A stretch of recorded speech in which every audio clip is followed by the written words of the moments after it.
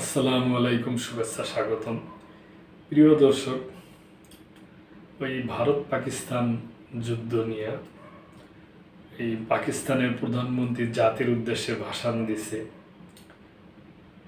এবং সশস্ত্র বাহিনীকে উনি কিছু নির্দেশনা দিয়েছে। ওই ব্যাপারে সংবাদ।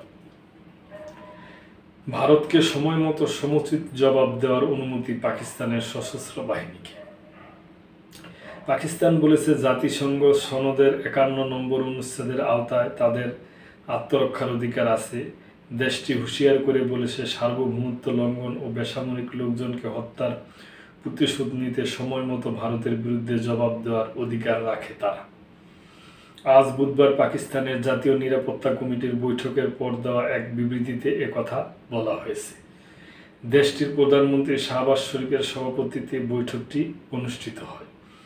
বিবৃতিতে বলা হয়, নিজেদের বিচার বিবেচনা অনুযায়ী ভারতের বিরুদ্ধে পাল্টা পদক্ষেপ নেওয়ার জন্য পাকিস্তানের সশস্ত্র বাহিনীকে পূর্ণ অনুমোদন দেওয়া হয়েছে।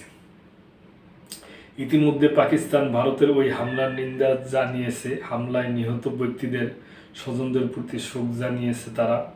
ভারতের হামলাকে উস্কানিমূলক ও কাপুরুষোচিত উল্লেখ করে ইসলামাবাদ বলেছে, এ ঘটনাকে কেন্দ্র করে যে ভয়াবহ পরিস্থিতি তৈরি হয়েছে তার সমুচিত জবাব দেওয়া হবে।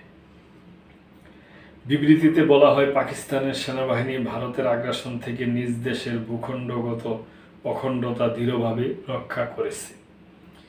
সম্প্রতি কাশ্মীরের পহেলগাম বন্দুকধারীদের এক হামলার জেরে সৃষ্ট উত্তেজনার মধ্যে গতকাল মঙ্গলবার মধ্যরাতের পর পাকিস্তানের 6টি জায়গায় ক্ষেপণাস্ত্র হামলা চালিয়েছে ভারত। ইসলামাবাদ বলেছে, হামলায় অন্তত 26 জন নিহত ও প্রায় অর্ধশত আহত হয়েছে। জবাবে রাতেই নিয়ন্ত্রণ রেখার উপরে হামলা চালিয়েছে পাকিস্তান। দিল্লি বলেছে, পাকিস্তানের এই হামলায় 10 জন নিহত ও 32 জন আহত হয়েছে। পাকিস্তান বলেছে, তারা ভারতের 5টি যুদ্ধ বিমান ও কিছু ড্রোন ভূপাতিত করেছে। যুদ্ধ বিমানগুলো পাকিস্তানের আকাশসীমায় ঢুকতে দেওয়া হয়নি।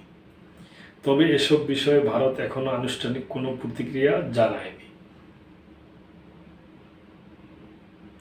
তো দর্শক, এটা ওই পাকিস্তানের প্রধানমন্ত্রী সামরিক কর্মকর্তাদের নিয়ে মিটিংয়ে করছে এবং ওনাদের দিয়ে দিছে, যে নির্দেশ দিয়ে দিছে সময় মতো সমুচিত জবাব দেওয়া আর কি। তো দর্শক, ওই আমরা এক কথাই বলবো, আমরা যুদ্ধ চাই না। আলাপ আলোচনার মাধ্যমে মীমাংসা হোক, এটাই আমরা চাই। তো দর্শক, ভালো থাকবেন। আজকে এই পর্যন্তই। লাইক, কমেন্ট, শেয়ার করে সাবস্ক্রাইব করে চ্যানেলটির পাশেই থাকবেন। আল্লাহ হাফেজ।